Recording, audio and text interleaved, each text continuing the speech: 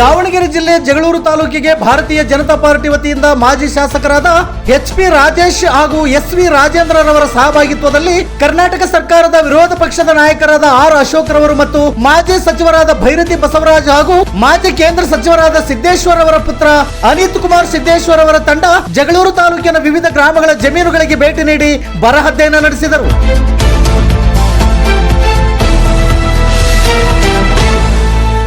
ಜಗಳೂರು ತಾಲೂಕಿನಲ್ಲಿ ಬರ ಆವರಿಸಿದ್ದು ಬರಪೀಡಿತ ತಾಲೂಕು ಎಂದು ಘೋಷಣೆ ಮಾಡುವಂತೆ ಒತ್ತಾಯಿಸಿ ರಾಜ್ಯ ಸರ್ಕಾರವನ್ನು ಆಗ್ರಹಿಸಿದರು. ಈ ಸಂದರ್ಭದಲ್ಲಿ ಮಾತನಾಡಿದ ಅವರು ಕೂಡಲೇ ಈ ವರದಿಯನ್ನು ಕೇಂದ್ರ ಸರ್ಕಾರಕ್ಕೆ ಕಳುಹಿಸಿ ಪರಿಹಾರ ಒದಗಿಸಲಾಗುವುದು ಎಂದು ತಿಳಿಸಿದರು. ಈ ಸಂದರ್ಭದಲ್ಲಿ ಮಾಜಿ ಜಿಲ್ಲಾಧ್ಯಕ್ಷರಾದ ಅನಗವಾಡಿ ವೀರೇಶ್ ಮತ್ತು ಜಿಲ್ಲಾಧ್ಯಕ್ಷರಾದ ಮೆಳ್ಳಿಕಟ್ಟೆ ನಾಗರಾಜ್ ಮತ್ತು ಮಂಡಲಾಧ್ಯಕ್ಷರಾದ ಮರಳಾದ್ಯರವರು ಸೇರಿದಂತೆ ಹಲವರು ಉಪಸ್ಥಿತರಿದ್ದರು.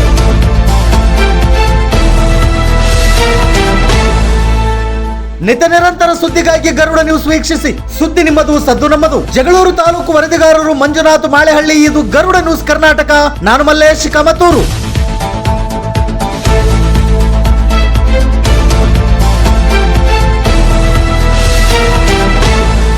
ಕೊಡಲೇಬೇಕು, ಕೊಡಲೇಬೇಕು, ಕೊಡಲೇಬೇಕು, ಕೊಡಲೇಬೇಕು. ಭ್ರಷ್ಟ ಕಾಂಗ್ರೆಸ್ ಸರ್ಕಾರಕ್ಕೆ, ರೈತರನ್ನು ಕಡೆಗಣಿಸುತ್ತಿರುವ ಭ್ರಷ್ಟ ಕಾಂಗ್ರೆಸ್ ಸರ್ಕಾರಕ್ಕೆ, ಗುಂಡಾ ಸರ್ಕಾರಕ್ಕೆ ಆಗಲೇಬೇಕು. ಬರಗಾಲ ಘೋಷಣೆ ಆಗಲೇಬೇಕು. ಭ್ರಷ್ಟ ಕಾಂಗ್ರೆಸ್ ಸರ್ಕಾರಕ್ಕೆ, ರೈತರನ್ನು ಕಡೆಗಣಿಸುತ್ತಿರುವ ಭ್ರಷ್ಟ ಕಾಂಗ್ರೆಸ್ ಸರ್ಕಾರಕ್ಕೆ. ನಮ್ಮ ಗಾಡಿ ಮುಂದೆ ಐತೆ.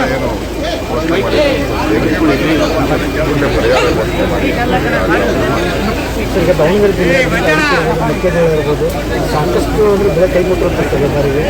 ಜಿಲ್ಲೆಯಲ್ಲಿ ಬರ ಘೋಷಣೆ ತಾವು ಯಾವ ಇಮಿಡಿಯೇಟಾಗಿ ರಾಜ್ಯ ಸರ್ಕಾರ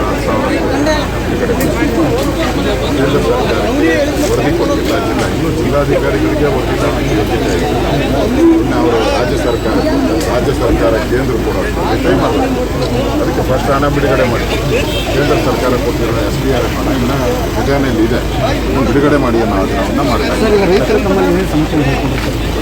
ಬೆಳೆ ಇಮಿಡಿಯೇಟಾಗಿ ಅವರು ಬರ ಅಂತ ಘೋಷಣೆ ಮಾಡಿ ಅಂದರೆ ಹಣ ಬರಲ್ಲ, ಇನ್ಶೂರೆನ್ಸ್ ಹಣನೂ ಬರಲ್ಲ. ಅದರಿಂದ ರಾಜ್ಯ ಸರ್ಕಾರ ಇನ್ಶೂರೆನ್ಸ್ ಕಂಪನಿಗಳ ಜೊತೆ ಶಾಮೀಲಾಗಿ ಬರ ಅಂತ ಘೋಷಣೆ ಮಾಡ್ತಾರೆ.